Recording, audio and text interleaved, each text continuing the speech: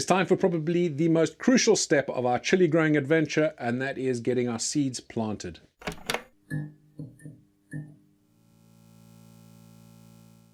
"96. That's how many varieties of chili seeds I'm starting this year. I have a total of about 340, 350 plants that I expect to get out of all this, and it was a lot of work. Last night alone, I had to get all my seeds soaking in these little shot glasses. So these are reusable shot glasses. And I'm running a few experiments here as well, so it did take a little bit more time than maybe it could have. I am using Seed02 to manage all this, which has really made it so much easier. And yeah, I'm on tray 3 already, so we've done 2 trays, but I've got another about 7 or 8 trays to go. To start my seeds, I'm using a good quality compost that I've run through a riddle. It's basically a large garden sieve, and it comes out with this lovely fluffy stuff, which is perfect for seed starting. There's no water retaining extras in there. There's no extra nutrients added, anything like that. This is just good quality basic compost, and that's all you need. Don't go too fancy when it comes to starting seeds. I mean, you can go if you want to use seed starting mixes from Miracle Grow or whatever. That's completely up to you, but honestly, you don't need to spend that sort of money. You can just get some good quality, dark, rich compost.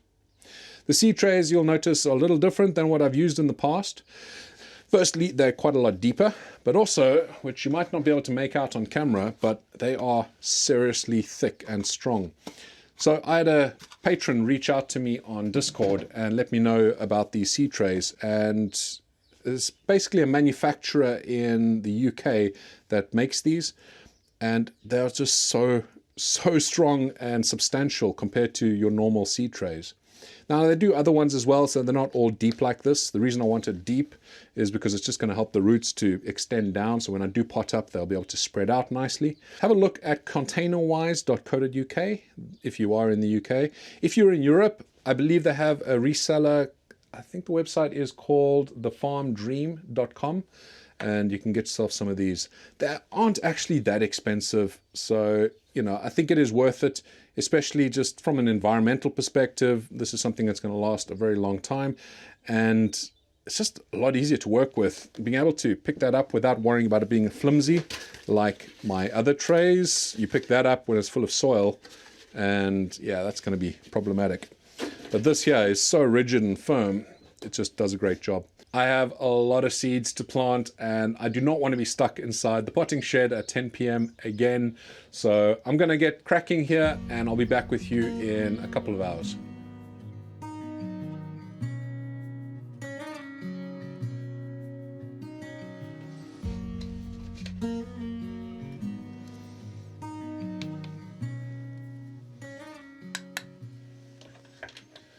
I've completed quite a few seed trays now. I've done enough to fill up the Vitapod propagator. So let's head on over there. I need to fill it up with some water, and I'll show you how I do that. This is my first season with the Vitapod. This is something I bought myself as a bit of a treat, and it's massive, but hopefully it does a good job. Let's have a look in here. We have 5 seed trays in there, so you can get 5 full-size seed trays in here without a problem. There's a bit of a gap with the last seed tray here, but that's not too much of a problem. I could probably get a little fan in there later on in the season. But what we need to do now, we've got these seed trays in here. I've moistened the top using a sprayer. What we need to do now is actually saturate this with water. And as you know, I water from the bottom because I don't want algae growth on the top with all these lights down on it. Just start filling this up. If you can, try and get the water to room temperature first. It just helps, so the propagator doesn't have to work so hard to get things back up to heat. This thing is huge and it's taking a lot of water.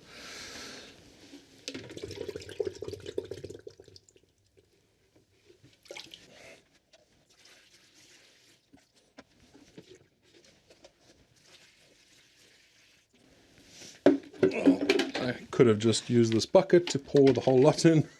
Would have made this a lot quicker.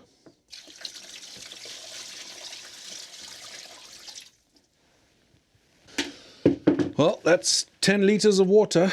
All we need to do now is get this other cover back on and let that get back up to heat. So it has dropped down. If we have a look at the thermometer up there, we can see that the temperature has dropped down to 16.6. It was at 26, 27, but it'll get back up to temperature in no time at all. This is seed tray number 7, and we have 12 seed trays, so another 5 to go. So I'm going to be stuck in here for another couple of hours before we're finished. I still have also a bonus seed tray I want to do, but I'll probably leave that for tomorrow. Let me get a move on. I want to get inside and have some dinner, and I don't want to be out here all night again. And I will be back with you guys probably tomorrow, and we'll finish off this video.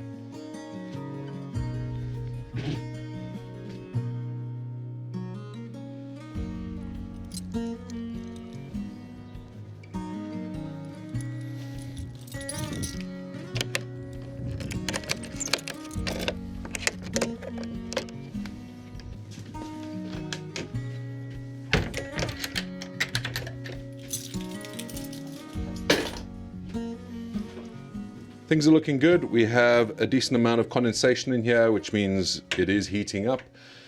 Temperatures could be a little bit higher, but I might need to turn up the heating in here. It is a pretty cold morning. I finished up last night at around about 9 p.m, so I did have a couple of hours to relax. It's been a long couple of days getting these seeds started, but I'm so glad it's done.